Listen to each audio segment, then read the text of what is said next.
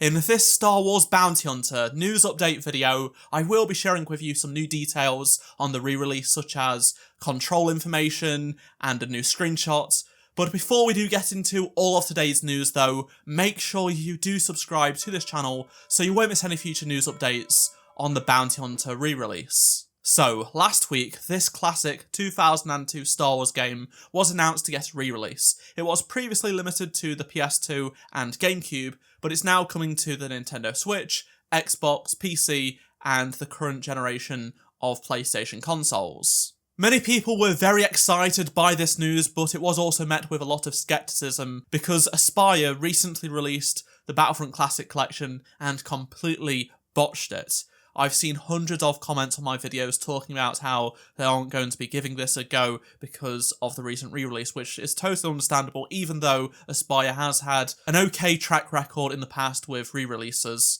Although the Classic Collection isn't the only thing they've messed up, for example the KOTOR 2 DLC not occurring and things like that. But following the video I did on the announcement of this re-release of Bounty Hunter, a few more details have come out. They're very minor, but I thought I'd make a video on them because I found them interesting. But first, let's start with a screenshot that PlayStation posted on their blog, which I didn't feature in last week's video. So it shows Jango Fett in the carbon freezing chamber, and it's a pretty good screenshot, although for some reason there is this V2 watermark in the bottom left-hand corner. I'm not sure what this is about, but there you go. Another thing that has been a hot topic for this re-release is, will Aspyr update the controls, because they weren't very good in the original game. It was a common complaint, and it's also a common complaint now with so many people asking, will this game have updated controls? Now, in my previous video, I showed off this image of the PlayStation DualSense controller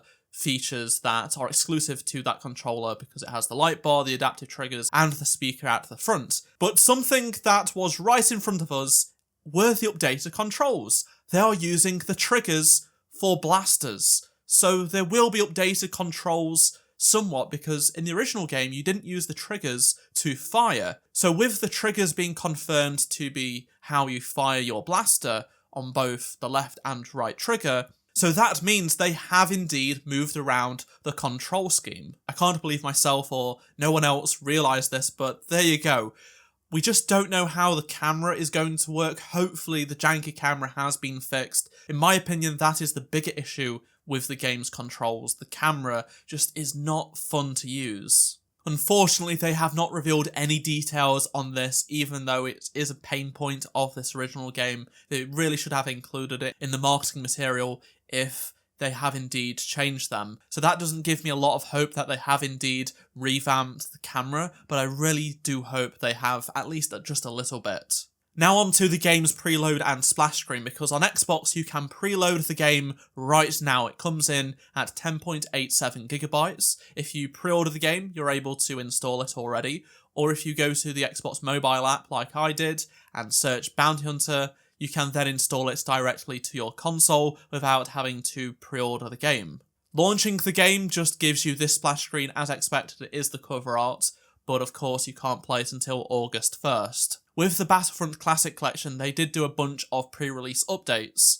So just for history's sake, I'm including this, that it says this is version 1.0.0.1, and I will keep you updated if they do release any future updates and if the file size does change. As for when the preloading process will become available on other platforms, well, on PlayStation they like to leave it late, and it will typically be about 48 to 72 hours before launch, so you'll have to wait until the very last moment really. Then Switch is usually about 5 days or so beforehand, and then on the PC side of things, well, I've noticed a common trend with Aspyr is that they don't do preloading.